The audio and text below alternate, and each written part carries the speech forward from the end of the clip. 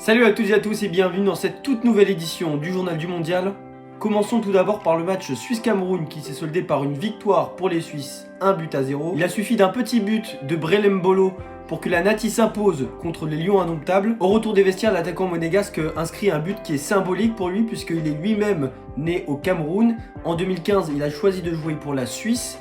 Il a d'ailleurs pas célébré ce but. Dans ce match, on a vu une domination suisse avec quelques contre-attaques pour les Camerounais qui, après avoir concédé le premier but, n'a jamais vraiment pu se remettre dans le match et n'a rien pu faire par la suite. Ensuite, Uruguay-Corée du Sud, un match qui va rentrer dans l'histoire mais dans le mauvais sens. En effet, c'est le premier match de Coupe du Monde au 21e siècle où deux équipes n'arrivent pas à cadrer le moindre tir dans le match. C'est d'ailleurs le quatrième match qui se solde par un 0-0 dans cette compétition. Et les Uruguayens auraient mérité mieux puisqu'ils ont touché deux fois le montant dans cette rencontre, notamment avec cette frappe impressionnante de Valverde. Sinon, pas grand chose à dire sur ce match qui pour moi a été la rencontre la moins riche de cette compétition. Troisième match de cette journée avec un Portugal-Ghana spectaculaire. Après une première période peu convaincante, le match s'est emballé en seconde période avec un but inscrit par Cristiano Ronaldo sur penalty. Le Portugais devient d'ailleurs le premier joueur à inscrire un but dans 5 Coupes du Monde différentes. S'en est suivi les buts de Leao et de Joao Félix. Les Portugais se sont d'ailleurs fait peur en toute fin de rencontre après une perte de balle de leur gardien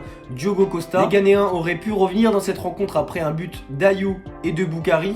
Mais finalement, le Portugais s'en sort bien et débute bien son mondial. A noter d'ailleurs la célébration de Boukari qui a imité Cristiano Ronaldo devant lui et on a pu le voir sur certaines images, ça a agacé le quintuple Ballon d'Or. À peu près la même physionomie pour le match Brésil-Serbie.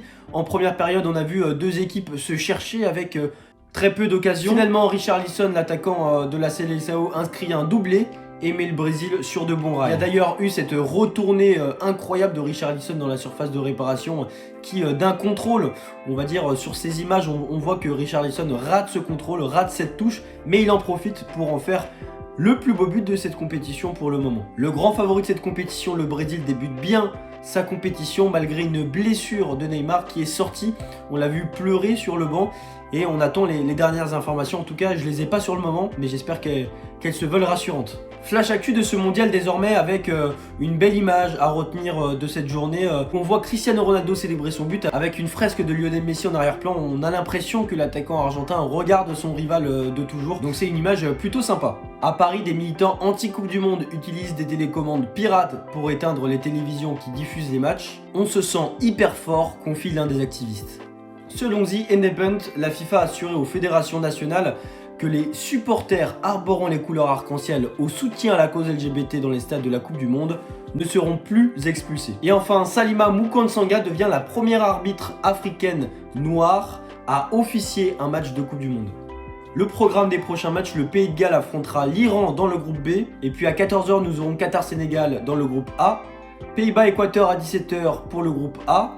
Et puis à 20h, Angleterre-États-Unis pour le groupe B. Et aujourd'hui débutent les premiers matchs de la deuxième journée de cette Coupe du Monde et on espère avoir des rencontres un peu plus ouvertes parce qu'on a vu quand même pas mal de matchs qui se sont soldés par des matchs nuls, notamment des 0-0. Donc un peu plus de matchs ouverts, un peu plus de buts à l'image de ce Portugal-Ghana. C'est la fin de ce journal du mondial, je vous remercie de m'avoir suivi et je vous donne rendez-vous pour une prochaine édition dès demain. Ciao ciao.